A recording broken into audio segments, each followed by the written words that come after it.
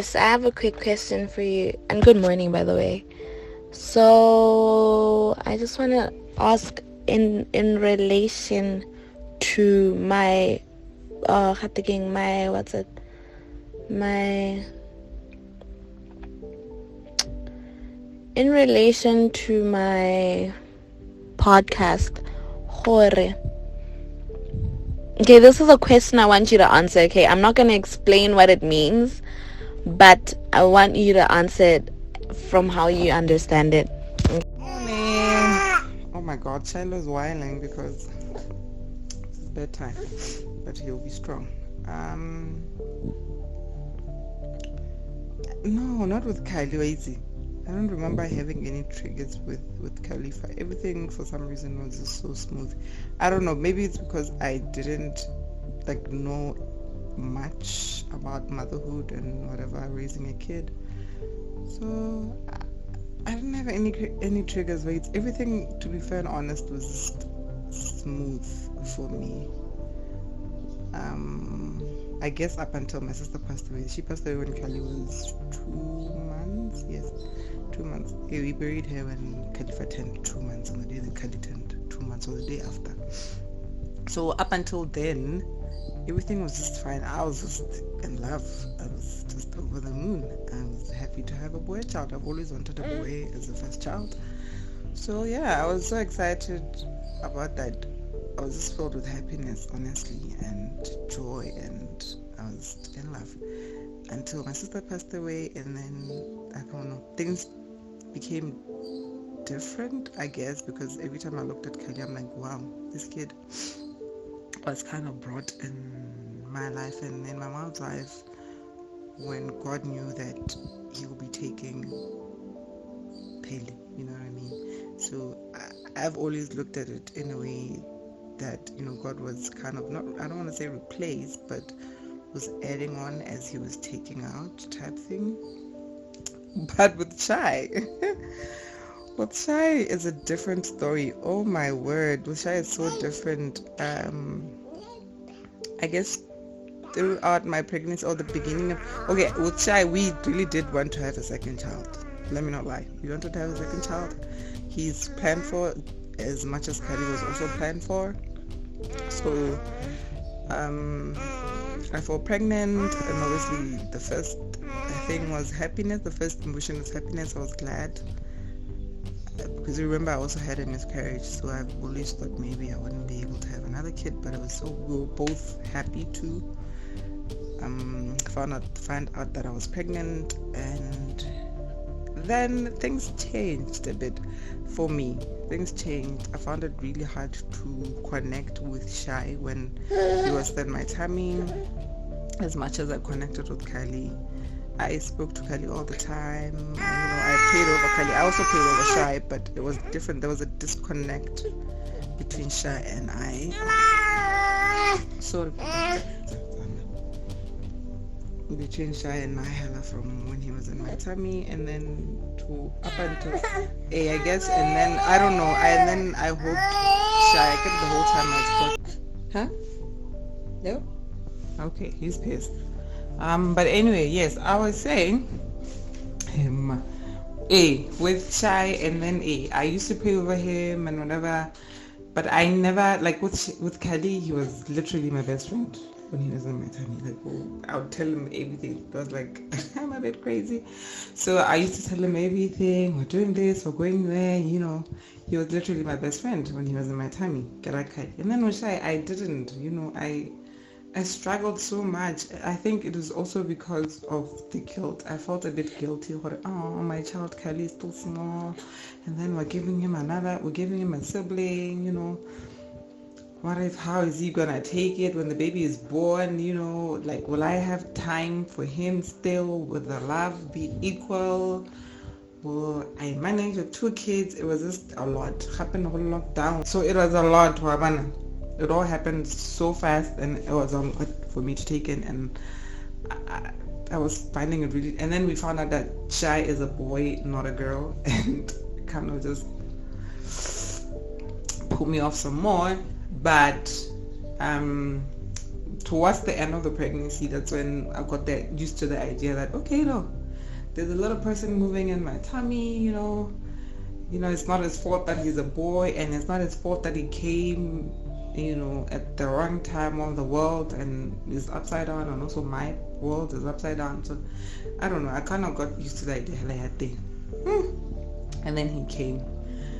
When he came, it took me, I think, a few weeks, maybe 6 weeks, to just get really used to the idea that there's a person kinda next to me, there's a little human next to me. I didn't fall in love with him as much as, I think, as quickly as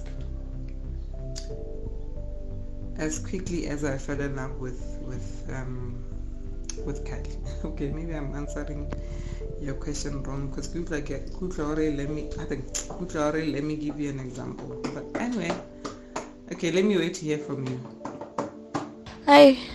Okay, no, I hear you. I guess this is your version of the trigger, because the title of my next podcast is called Beautiful Triggers and Pure Innocence.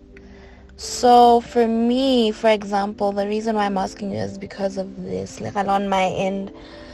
I guess for me, the reason why it's called Beautiful Trigger is because of what I'm about to tell you.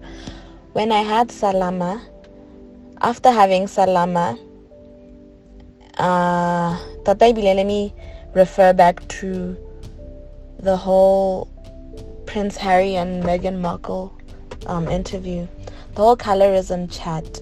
Okay, after I had Salama, I was so happy with her. She's so beautiful. I've always thought she was a beautiful baby, and me looking at her beauty had nothing to do with her skin color. I was so blinded to color when it came to me looking at Salama, right? And then during the early days of my postpartum experience, we had gone to Dumisang's cousin's house, another cousin of Dumisang, Tatake Tsala vibes, but I don't know, they call each other cousins. So we're at this guy's house, and then he says shit like, and he said this in front of me. And it then took me back to a place in my life that I had always worked on, in terms of trying to know that and learn that I'm beautiful and I'm okay, and my skin color doesn't define my beauty type vibe, right? It triggered me heavily because I'm like, what the fuck did this guy just say? How dare you actually say that?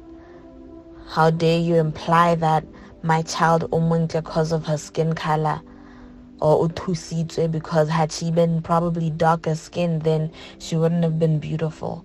What are you trying to say about me? I obviously then made it about myself because I'm just there like, dude, I'm the fucking mother of this little girl that you're complimenting in this very derogatory manner, So this Meghan Markle and Prince Harry chat, a few weeks ago, brought me into that place where I was just like, I actually might need to confront this, because having my baby now has really just taken me back to a place in my life that I know I grew up trying to deal with. I grew up trying to fight it, battle it, fix myself, change myself, because I was a different skin tone with my mom, and a girl child always grows up wanting to look like their mom. Like, mothers always somehow inspire their daughters to be as beautiful, because now I know, as a young child, I always grew up viewing my mom as the most beautiful person in the world. Like, I always thought she was so beautiful. I was just like, oh my word, my mom is so beautiful. Until color, like the color difference was established and distinguished. It was like that was brought to my attention, and I was like, oh my god, you're actually right. Why is my mom light-skinned and I'm not? And to make matters worse, why is my mom, my brother, all my mom's relatives, literally even extended family members, light skin. Like everyone is just light skin, and I'm just there dark skin with my brother who's now passed away, and then I'm also then dark skin with what 4 or 5 of my cousins. Literally a handful amount of us in my family on my mom's side are dark skinned, and it's just like, you know. And then not even long ago, like this past Saturday, we were at Hane's house for her. Well, we're just having lunch. It wasn't a housewarming because it was just an unofficial housewarming. So the official one will be happening soon. So we're at her house, and Bame's friend commented at her, hey, we're no yellow young, like she's so yellow. And then I said, yeah, look around you, because in the kitchen it was my mom, all her sisters, all the kids, and they're all light skinned, and you know, it's just like, so Bame and I and Hana stood out like a sore thumb, right?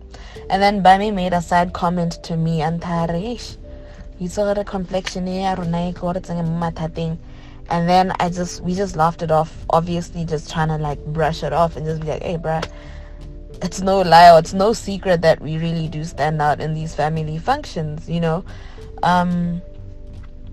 So, and then we just let it go, right? So things like that, it's just like, guys, so because of that instance that happened on Saturday at the housewarming, it reminded me of how I grew up. What I always asked myself why I'm dark skinned, or I always made myself feel better because of the fact that I'm not the only dark skinned person in my mom's side of the family, you know, like the others, and you know, it's okay. And to top it off, the fact that all of us dark skinned ones in my mom's family have light skinned kids, like it's just even wilder. It's just like, whoa, you know. Now it then boils down to genetics. And then what then annoys me is when I'm with people, or when people see my child and they're like, yeah, no, and it's just like, and then they're like, oh, and it's just like, yeah, I mean, but no, it's also very genetic, because clearly on my end of my family we carry that lighter gene as well, and it's very dominant. And here's my child looking even lighter than her dad, you know, because obviously the light gene from both of us, not just him. Like I always now feel like, because also now then this goes back to how colorism, the nature of colorism is because the lighter skinned person always carries beautiful features, or the nicer features. It's just like, guys, we also carry beautiful features, I guess. I don't even know how to explain it. For instance, Salama has curly hair, soft hair, the two textures. I grew up having two textures. I know I have that because I got it from my dad's side of the family. My dad, who's dark skinned, you know, from East Africa. And, you know, in East Africa, we also have these really nice, cool genes. It's just, you know, things like that. I always feel like when someone comments on my child's complexion, I now have to back it up with my genetic or ethnic background in order to justify why my child is so beautiful and has these beautiful features that you can't supposedly see from me, because instantly, because I'm dark, you feel like I don't carry nice enough genes that the light-skinned person carries. So that's why, in this sense, the podcast is called Beautiful Triggers, because when I go but it seems like me having her has put me in a corner with people, because you have people who compliment me, like the way my partner's cousin complimented me. Are he improved the child's looks by giving her the light skin gene. It's just like, dude, how insensitive are you? And the fact that at the time I was going through postpartum, I was still very early in my postpartum experience. I was depressed literally by anything and everything. I also was dealing with loving myself, you know. So bruh, that's I guess this is, I don't know, I was also just trying to ask you this so I could see if it's normal for me to be feeling the way I'm feeling about this because, wow, another reason why it's taken me this long to post the next episode of my podcast is because I've just been afraid of confronting this specific topic, you know. So